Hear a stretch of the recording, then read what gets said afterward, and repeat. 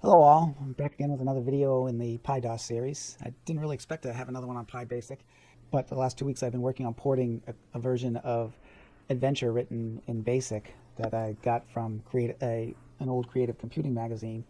Actually, my daughter and I started porting it back in around the year 2000. And in order to make that work, I added some basic file I/O commands. File open, you can input and print, and close statements obviously, and then there's a seek statement. So the basics are there. And then the read statement, the read functionality that was in PyBasic was very rudimentary. It didn't have the restore command. So I added the restore statement so you can basically random access into the data statements. And with those two major changes, basically I had everything I needed to complete the port. And then I spent probably the first week getting those enhancements in and working properly. And then the second week was all about optimizing RAM and speed. And memory management under Python is a little bit mysterious to me. Basically, I was running out of memory, but Python was telling me that there was a fair amount of memory left, still 100K available, and it wasn't able to allocate 10K. On the side of performance tweaking, just loading in the basic code took a fair amount of time. So one of the things I did was pre-built the index to the file locations and stored it with the code. So rather than having to read in each line of code and building the index, I just read in the index to where each line of code was. It's probably easiest just to demonstrate that. Let's see if I can load a simple, I don't know what I have out here. Let's see if I got a simple program here. I do. So there's a simple program. Actually, all right. So if I save it with a PGM extension, basically what happens is PyBasic then writes it out with the index at the front of it. So the first 5 lines there are the line number and then the relative position of that line. So basically, by doing that, it vastly sped up the load time to the files. So for instance, let's start up PyBasic again, and if I load the old Star Trek program, we'll see how long that takes by loading it in as just straight text. So what it's doing now is reading each line of code and making note of where it is in the file, and internally building that index file. So it's an array inside the inside PyBasic that maintains where each line of code is. And rather than having to build it internally, if I load the Star Trek.pgm, you'll see it'll load much faster this time. And rather than reading it's done. Rather than reading in each line of code, it's just reading in those indexes. So the same thing works with Adventure.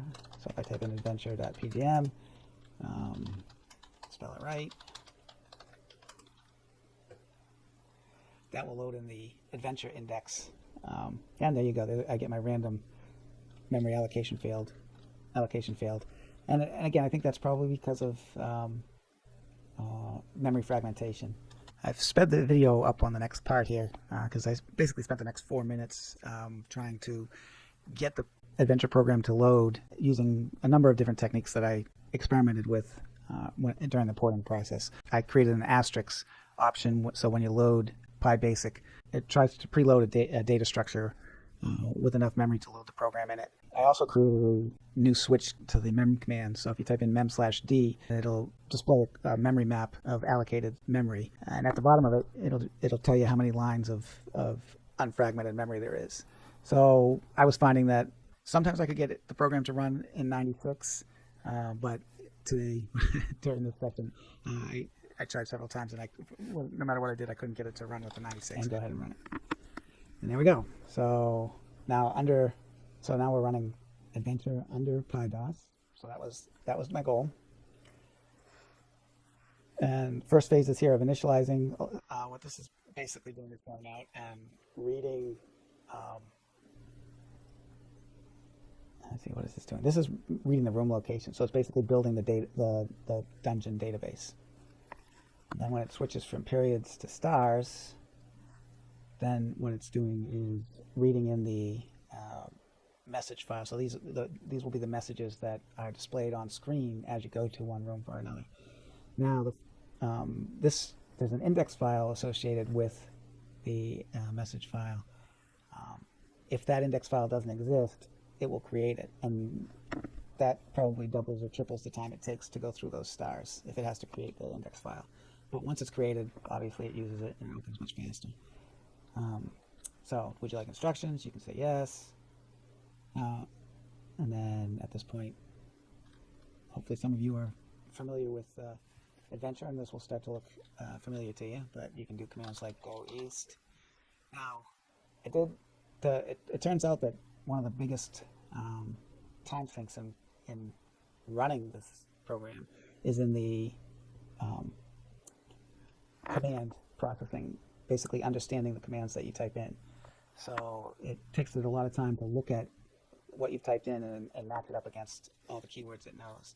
So I've done a lot of things to try and optimize that. For instance, if you use single letter directions, it prioritizes that search. So it'll find those first. So you can see that got there pretty quick. The other thing it does, if I do a take all, I can take everything here. And since that's not, this one, since it's not a single letter direction, that will take a little longer for it to process. And you can even see it as it starts to take items. It processes relatively slowly. But so here we go. It's picked up the lamp. It's taking the keys. It's taking the food. And there you go. We got the bottle. The other optimization I made is, so if I do a single letter direction, that's going to happen relatively quickly. I'm outside the house. And then if I head south, if I enter the same exact command, so if I go south again after going south, it doesn't do any of the processing of the keywords. It says, oh, that's the same thing you did last time, so I know what to do. So that's the fastest. So if you're going in a straight line, it moves along pretty quickly. You can see I can search fairly, I can explore pretty quickly if I'm going in a straight line. And even if I'm going in different directions, if I'm using the single letter commands for directions, it moves along pretty well. So here I want to unlock the grate.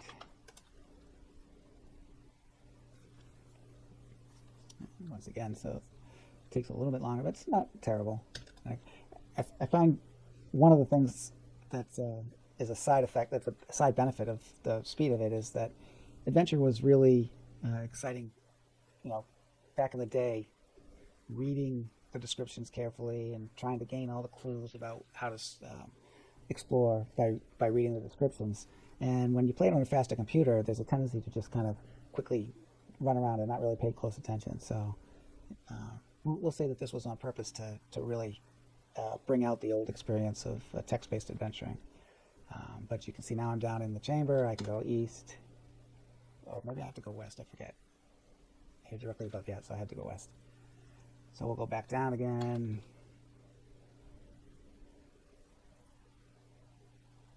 And then we'll go west. And the nice part about this part of the cave is I was going to say it's in a straight line, but I'm going to have to turn the light on soon, so that's going to interrupt my flow. But we'll go ahead and turn the light on. And we'll take the cage.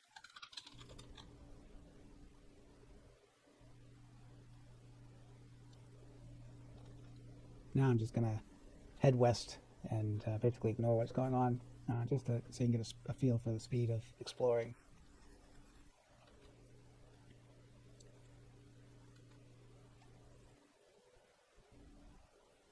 So we'll go west.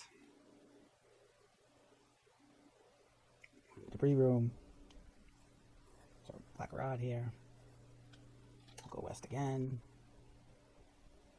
We're in a sloping east-west canyon.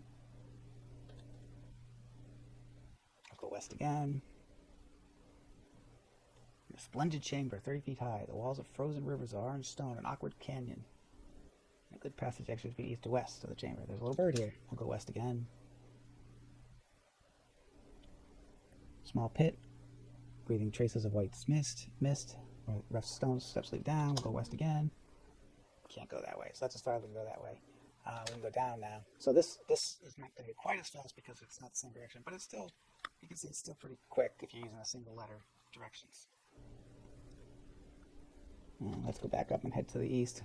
Well, obviously, if I was actually playing this game, I want to go pick up some of those things I left behind. But I think that gives you an idea. I mean, the Adventure runs on the microcontroller, so it's a Obviously, it's not what MicroPython was designed to do on this chip, but it works pretty well. And the PyBasic, if you're really interested in running Adventure and can't stand the speed of this on the microcontroller, the version of PyBasic that's now out on GitHub actually has logic in it to run on either full-blown CPython on a PC or on the microcontroller. So if you start up Mu, or I haven't tried it on a Thonny, but I assume it'll work on that as well. You can run PyBasic there and then load Adventure into it, my ported version, and it'll run fine on the PC. I'll go ahead and include the links to my GitHub that's got the latest releases of PyDOS and PyBasic, as well as a link to the original developers' GitHub page for PyBasic. There's a lot more documentation of PyBasic out there, of all the commands it supports and its development process. So I'd definitely check that out if you're interested in PyBasic.